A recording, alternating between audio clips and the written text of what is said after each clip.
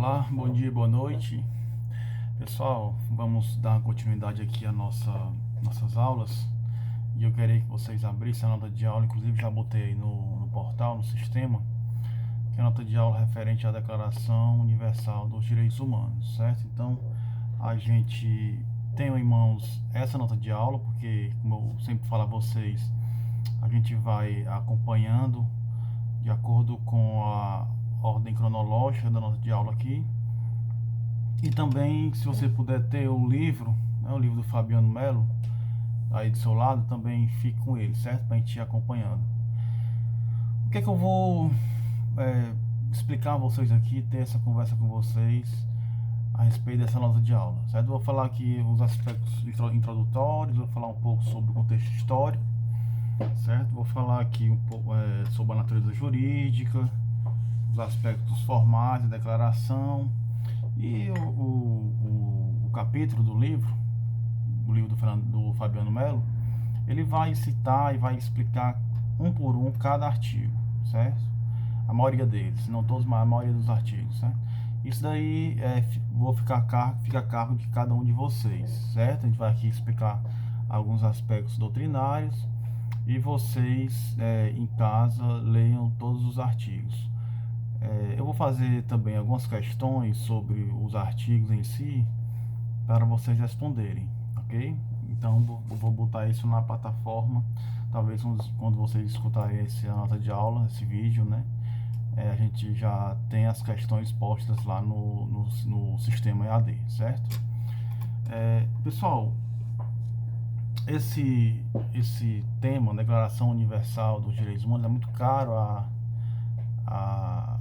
aos direitos humanos, a disciplina de direitos humanos, né? Primeiro porque, como eu já vinha falando para vocês, a Declaração Universal é um marco jurídico, né? Um marco jurídico da universalização dos direitos humanos. Nós temos aí, como eu já falei para vocês, um marco histórico, que é o fim da Segunda Guerra Mundial, né? Que é a criação da ONU a partir da Carta de São Francisco, e nós temos um marco jurídico que é a Declaração Universal dos Direitos Humanos e os tratados internacionais de 1966, né? Os tratados de direitos civis e políticos e os tratados de direitos econômicos, sociais e culturais, certo? Então, esses aí compõem o marco jurídico da universalização, finalmente, né? Universalização dos direitos humanos. É importante que vocês se atenham e estudem esse tema, porque ele é muito importante dentro da matéria, certo? A primeira coisa que a gente pode falar quando a gente comenta sobre a Declaração Universal é o contexto histórico, né? E o contexto histórico ele se dá no momento, né, pós Segunda Guerra Mundial. Primeiro é importante ressaltar que a Segunda Guerra Mundial gerou uma atrocidade enorme, inédita do ponto de vista da história da humanidade, né? Até então nunca tinha sido usado bomba atômica, né? Não se sabia como produzir a bomba atômica. Foi produzida durante a guerra e foi utilizada durante a guerra, já no final da guerra, né? A Segunda Guerra também ela representa talvez o ápice de um momento muito conturbado da Europa, sobretudo dos sistemas políticos europeus de índole mais autoritária. Aí você vê o fascismo na Itália, você vê o nazismo na Alemanha, que é sobretudo um sistema muito radicalizado, né? Muito intolerante. Veja você, nós temos aí uma vasta obra literária que demonstra como o regime nazista, por exemplo, ele excluiu inicialmente, ele vai excluir os sociais-democratas e os comunistas, né, que eram, sobretudo ideologicamente, o polo oposto dos nazistas. Então, uma das primeiras medidas que o Partido Nazista faz ao entrar no poder, isso em 1933, né, é essa exclusão. São os primeiros, inclusive, as primeiras pessoas que vão para os campos de concentração, e isso vai afunilando para outras minorias, né? Isso aí ocorre também com o povo judeu, com a nação judaica, ocorre com a nação do povo cigano, né, com gays, né? Então tudo aquilo que não se enquadrava com raça ariana, de certa forma, sofreu perseguição do movimento nazista. Isso é importante ser dito, porque é a partir disso que a Declaração Universal dos Direitos Humanos ela vai tentar evitar, né, posteriormente. Ela vai tentar excluir qualquer possibilidade de que isso aconteça na nossa comunidade internacional, posteriormente, certo? Por isso que a Declaração Universal ela tem esse padrão, né, essa característica de ser universal, né, sem distinção, né, uma garantia de direitos universais, né, uma garantia de direitos sem distinção alguma, né, já se contrapondo aí com esses regimes mais autoritários, que eram regimes, sobretudo, intolerantes com diferenças, né? Então, nesse sentido, a declaração ela é mais democrática possível. Ela tenta englobar como sujeito de direitos todos essas minorias sociais. É fundamental dentro dos direitos humanos ter essa noção, certo? Não se trata aqui de uma ditadura de uma maioria, certo? Já se tem aqui esse pensamento, né, de evitar que isso de certa forma ocorra, né, que se repita dentro da história, certo? A ditadura da maioria, né, assim como foi do movimento nazista. Perceba que o partido nazista ele ganha o poder, na verdade, através do voto, né? E aí, ao chegar na governança, na gestão, ele vai diluindo, certo? Inclusive o teor da Constituição de Weimar, a Constituição de 1919, certo? Que era uma Constituição, como eu já falei para vocês, muito avançada, bem avançada, democrática e tal. Mas aí nós temos outros componentes aí, sociais, políticos, históricos, certo? Que nos dão uma resposta do porquê que a Alemanha degringolou para essa situação, certo? A gente poderia aqui debater e discutir vários componentes que contribuíram para isso, né? O aspecto jurídico e constitucional, uma boa Constituição não necessariamente vai gerar uma boa sociedade, né? Aspectos sociais específicos da Alemanha, eles que redundaram no nazismo, eles existiam antes mesmo da Constituição, da promulgação da Constituição de Weimar de 1919, certo? Então aí nós temos aspectos aí que redundam a questão da unificação alemã, certo? Há problemas nesse sentido, né? E que aí nós poderíamos em outro momento avançar, certo? Para o nosso objetivo aqui, é importante esclarecer esse aspecto, mas eu recomendo vocês a avançarem para entenderem um pouco mais os aspectos históricos e sociais que redundaram na problemática nazista, certo? Então, esse é o contexto histórico, contexto pós-Segunda Guerra Mundial. Fiquem aí com a nota de diálogo, que eu estou aqui com a nota de diálogo acompanhando. Vocês também vão acompanhando. E uma outra questão interessante de comentar é de que a Declaração Universal ela proporcionou pela primeira vez, né, a expansão, digamos assim, a generalização, a proteção, a promoção de direitos universais, né, dos direitos humanos no século XX, né? Nesses termos, a declaração ela foi fundamental, certo? Foi fundamental para a influência, digamos assim, de direitos fundamentais, né? Que são os direitos fundamentais, são os direitos humanos que são incorporados dentro das constituições nacionais, né? E a Declaração Universal, ela foi fundamental para a influência, digamos assim, dessas normas da declaração, desses princípios que estão na declaração, ao fato deles serem positivados, serem subscritos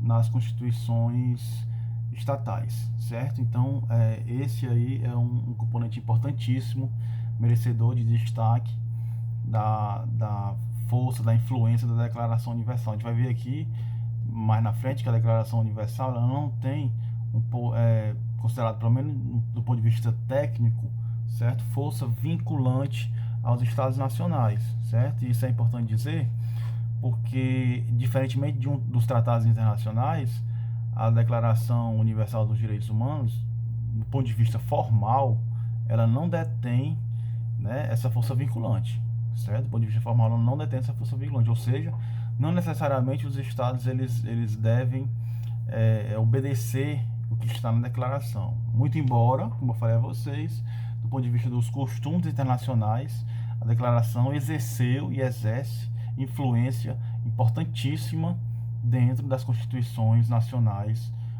locais, certo? Foi assim com a Constituição Portuguesa, a Constituição Alemã, certo? Constituição Espanhola, a Constituição Brasileira de 88. Se você pegar os direitos fundamentais, né, do artigo 5º da Constituição de 88, e ler a Declaração Universal, você vai ver como a nossa Constituição ela absorveu, ela foi influenciada, certo, pela Declaração Universal, certo? Não quer dizer que do ponto de vista formal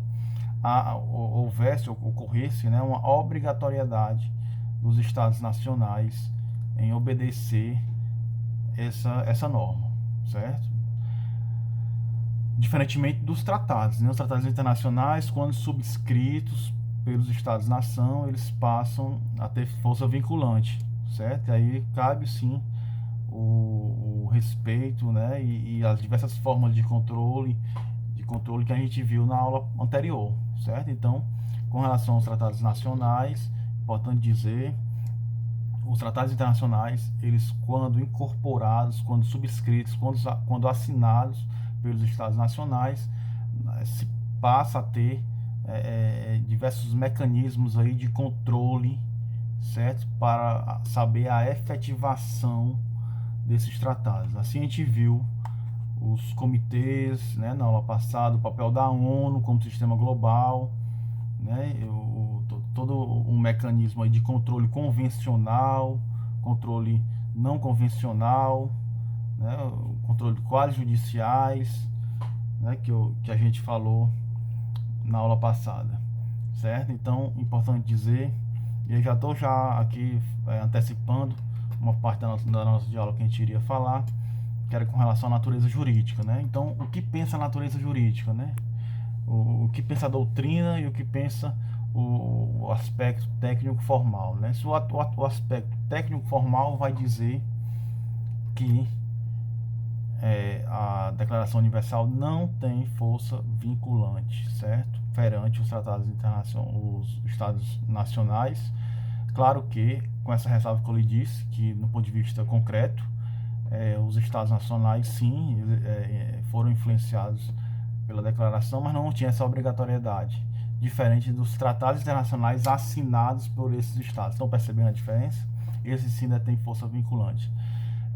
Isso é o que pensa um aspecto formal, certo? Inclusive pode ser um pensamento majoritário nesse sentido, mas existe uma doutrina, principalmente o pensamento da doutrina ligada aos direitos humanos.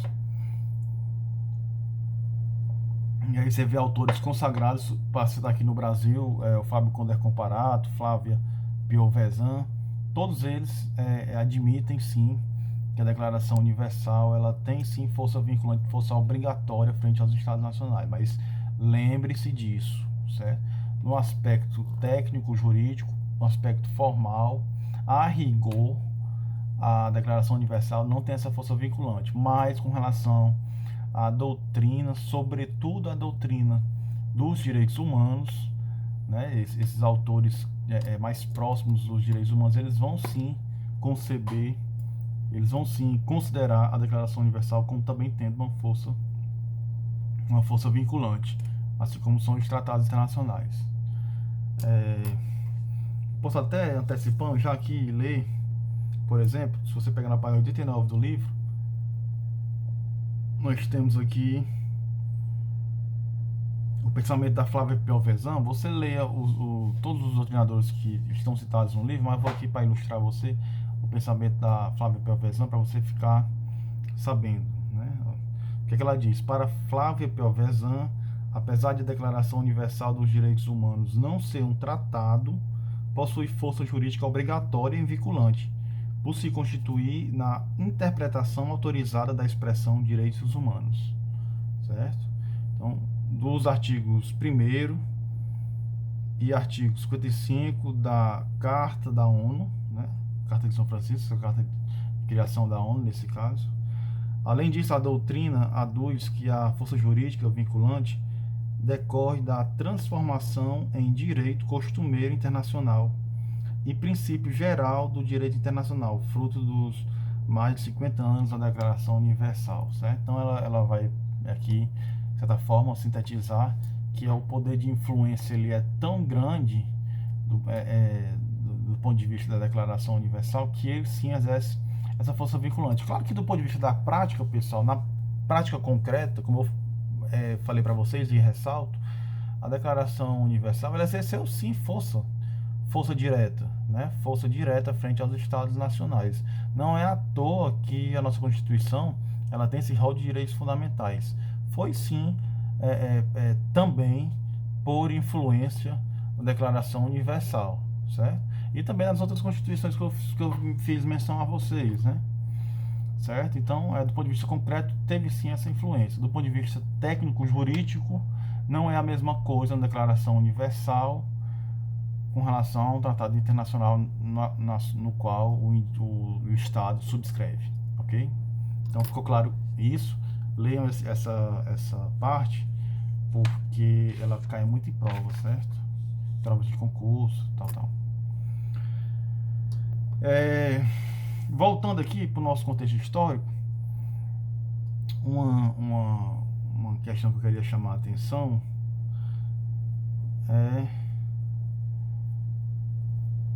é essa questão soberania e violações de direitos humanos, né?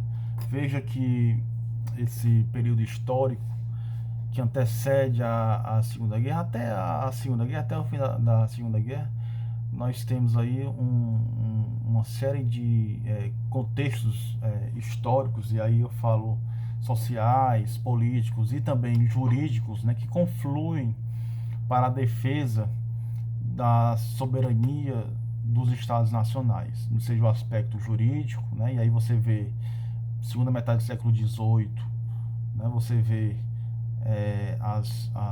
o poder das metrópoles, das colonizações aí, a chamada Era dos Impérios, né? Tem inclusive o Érico Hobsbawm, um grande historiador, tem um livro com esse título, né? A Era dos Impérios, e você tem aí um contexto histórico, um momento histórico aí em que você tem a unificação dos Estados nacionais, né? O fortalecimento dessa unificação, ou então a unificação mesmo, como no Estado alemão, né? Você tem a unificação e você tem a expansão desses estados. Esses estados eles vão verdadeiramente colonizar, eles vão dominar outros países do globo, né? A própria África é retalhada, né? E os estados europeus vão colonizar a África, né? A Índia é colonizada pela Inglaterra e inclusive eram países ricos em matérias-primas, e isso foi fundamental para o desenvolvimento e a industrialização dos países europeus, né? E assim se deu. E assim se deu. Então, você tinha também no pensamento jurídico esse pensamento monocrático, digamos assim, certo?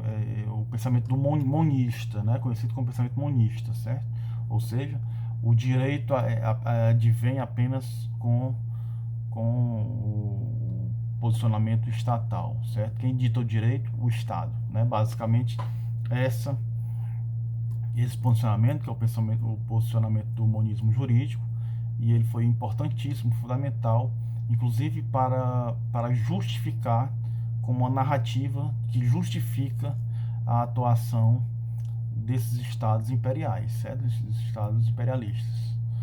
E aí isso culmina, né? Tem seu ápice na Segunda Guerra Mundial, até porque a Alemanha, voltando aqui novamente, esse espírito alemão, a Alemanha era um país muito sui generis, né, dentro da Europa, porque ele foi um dos países que mais atrasaram sua unificação, enquanto os estados nacionais já consolidados, como Inglaterra, França e outras potências, né? Portugal, Espanha, já tinham já o seu estado centralizado. A Alemanha ela tinha muitos problemas regionais e teve de fato essa dificuldade de unificação, e isso sempre foi um posicionamento do povo alemão, de quando houvesse a unificação de fato do povo alemão, é, teria-se ali a maior potência mundial, né? Então tinha sim na época esse objetivo, né? Era sempre um objetivo imperialista de dominar outras nações, e a Alemanha de certa forma ela estava inicialmente correndo atrás, porque enquanto nós já tínhamos aí países como inclusive Portugal, que era bem mais fraco na geopolítica internacional, mas tinha colônias, né, africanas, que iam até para a Ásia, até pela sua precoce expansão marítima, né, que aí vem até remete ao Brasil e a outras colônias que antecedem muito esse período histórico que eu estou falando aqui, que é o período histórico pós 1850, segunda metade do século XIX, certo? Então, nesse período aí, pós 1850, a Alemanha estava buscando unificar-se, né? Estava buscando unificar-se e tinha, de fato, esse pensamento de que quando se unificasse, ela finalmente iria ser o país, o grande império mundial, né? Existia esse pensamento.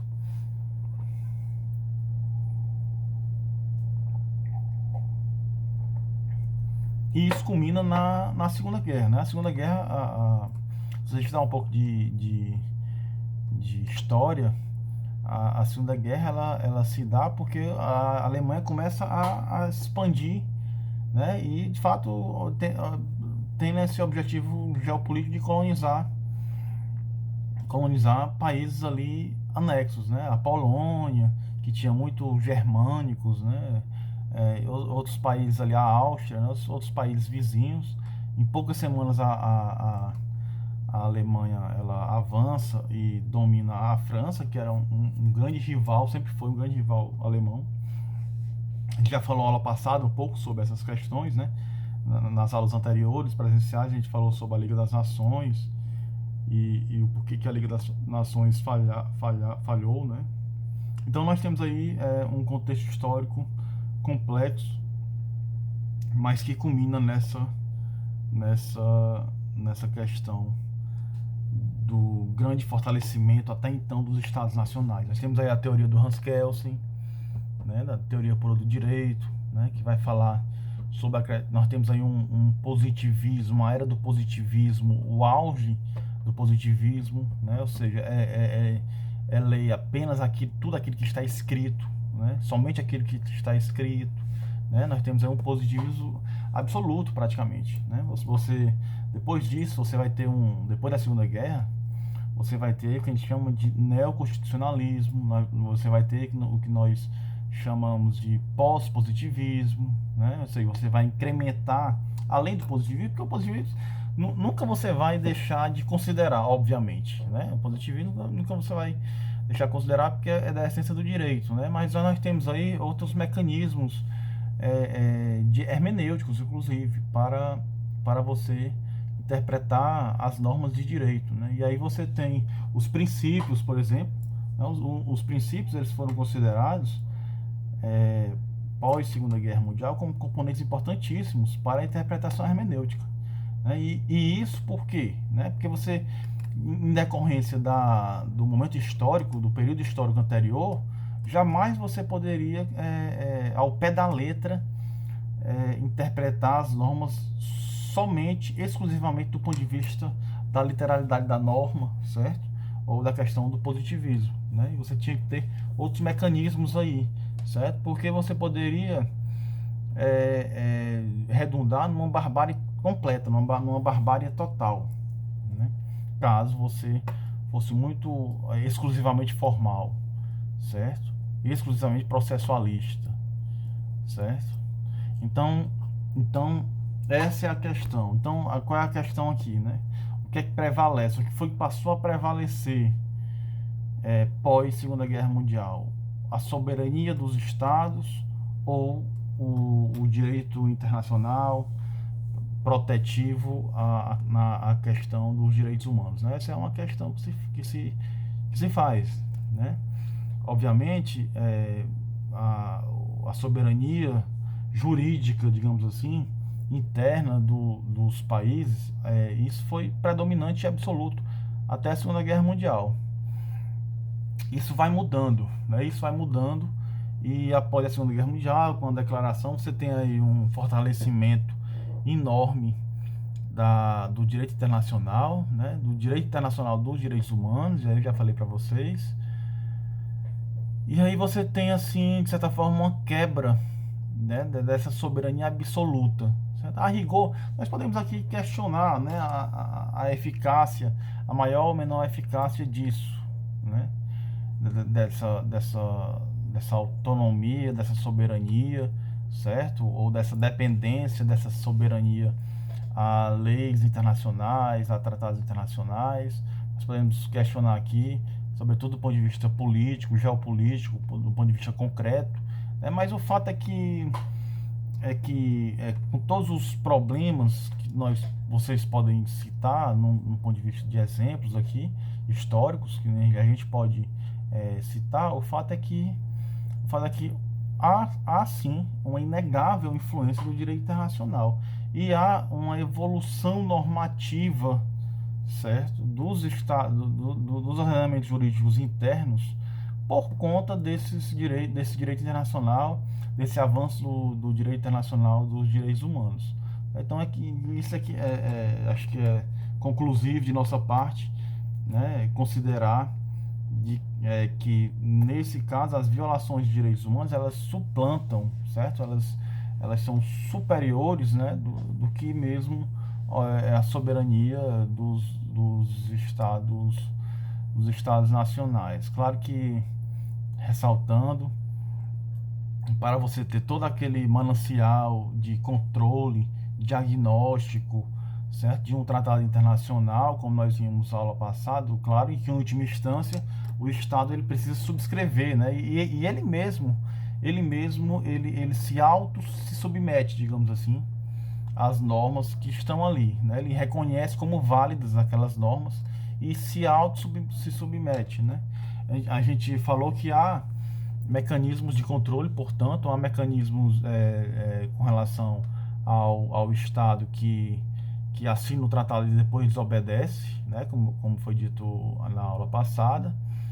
Mas em última instância, ok, né? Se o Estado quiser desobedecer, ele também sofrerá sanções nesse sentido, né? Do ponto de vista político e cultural, digamos assim, houve sim essa suplantação, né? Houve sim essa predominância do direito internacional, dos direitos humanos frente às soberanias nacionais, resguardadas, obviamente,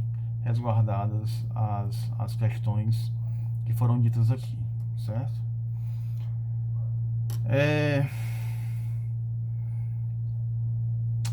Outra questão que eu gostaria de chamar vocês é com relação aos aspectos formais, da... Ajeitando aqui uma luz, pessoal, fica mais claro para vocês. Outra questão aqui que eu queria chamar a atenção é com os aspectos formais. A declaração foi aprovada em 1948, como eu falei para vocês. Foi unânime essa aprovação, mas nós tivemos aí 8 abstenções, certo? Sobretudo os países do bloco socialista. E aqui, no caso, eu queria chamar a atenção para vocês que a discussão com relação a essa parte da declaração era com relação aos direitos civis e políticos, portanto, o que a gente chama comumente de direitos de primeira geração, né? Que do ponto de vista do bloco socialista os direitos civis e políticos foram muito mais observados na declaração do que os direitos econômicos, sociais e culturais mais caros a esse bloco, né, ao bloco socialista, que era mais preocupado com os direitos sociais, enquanto o bloco capitalista era evidentemente mais preocupado com os aspectos das liberdades individuais, né? E aí nós temos aí o início importante dizer, o início da Guerra Fria, né? Que vai perdurar até início dos anos 90, certo? Então aí nós já temos aí um prenúncio do que seria a Guerra Fria, nós já temos aí um primeiro embate. Então não houve uma oposição, mas houve uma abstenção, certo?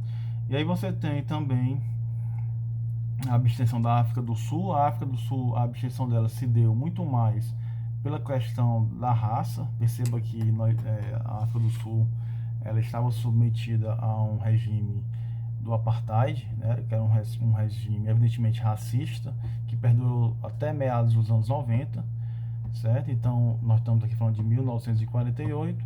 A África do Sul foi contra os preceitos de não distinção, né, enfim, ao ataque ao racismo que a Declaração Universal dos Direitos Humanos ela promovia, certo? E a Arábia Saudita, que seria o país seguinte, foi contra por conta dos aspectos ligados à questão da religiosidade e a questão de gênero, né? Um país muito machista, um país também teocrático.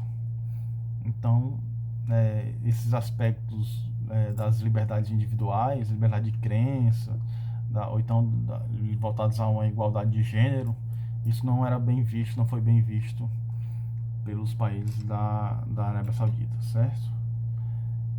Pessoal, eu vou falar aqui um pouco sobre a estrutura da declaração. Como eu falei a vocês, nós temos aí o preâmbulo. E aí no preâmbulo você já tem digamos assim, os preceitos, princípios, certo? Componentes históricos, eles falam do respeito aos direitos humanos, como causa da barbárie, né? Você já tem aí um pouco do introdutório do que está por vir, que são os artigos propriamente ditos, né? Você tem do artigo 3º ao 20º ao 21, você tem os direitos civis e políticos, certo? São esses direitos de primeira dimensão, como eu falei a vocês. E você tem do artigo 22 ao 27 os direitos econômicos, sociais e culturais, certo? O capítulo do livro ele vai citar todos esses direitos, ele vai explicar mais ou menos, mais uns, menos outros, mas ele vai tentar contemplar todos, ou quase todos os artigos. Eu não vou ficar aqui lendo um por um para vocês, então vocês leiam, certo? Esses artigos, porque a gente vai fazer uma atividade, eu vou fazer algumas questões. Se a gente tivesse de forma presencial, tradicionalmente eu peço para vocês separarem em grupos, entendeu? E fizessem em forma de seminário a apresentação de alguns artigos aqui, porque são muito importantes. Inclusive vocês vão ver aqui que alguns eles influenciaram diretamente a nossa Constituição de 88, certo? Mas a gente não tem condições aqui, né, de fazer isso, de ficar lendo todos eles um por um. Eu peço que vocês leiam e respondam o questionário que eu vou mandar para vocês daqui a pouco, ok? Importante dizer também que, não sei se vocês perceberam, né, mas até o Flávio Conder Comparato fala sobre a retomada, né, da Declaração Universal dos Direitos Humanos. Ela retoma os ideais da Revolução Francesa, né, liberdade, fraternidade e igualdade, né? Sendo que aqui você veja o período histórico, 1948, né? Você tem aqui conjugar basicamente dois valores, inclusive da Revolução Francesa, que são a igualdade, né, as liberdades individuais e a liberdade, né, e a igualdade, né? A igualdade que são que é o outro lema da Revolução Francesa, que está voltado aos direitos sociais, né? Então nós temos aqui as liberdades individuais, né? Um lema da Revolução Francesa. Você tem a igualdade, né? Sendo expresso pelos direitos sociais, mas você aqui ainda não tem ainda os direitos difusos, né? A gente não falou aqui dos direitos difusos, e nem tinha como falar, porque nós estamos falando aqui de 1948, né? Nós não tínhamos ainda uma noção amadurecida do ponto de vista internacional da defesa dos direitos difusos. Então, o direito do meio ambiente não tá inserido aqui na declaração, né? O direito do consumidor, que posteriormente foram incorporados, inclusive foram incorporados por tratados internacionais de direitos humanos, certo? Mas nesse momento nós não temos ainda aqui expresso a nossa Declaração Universal.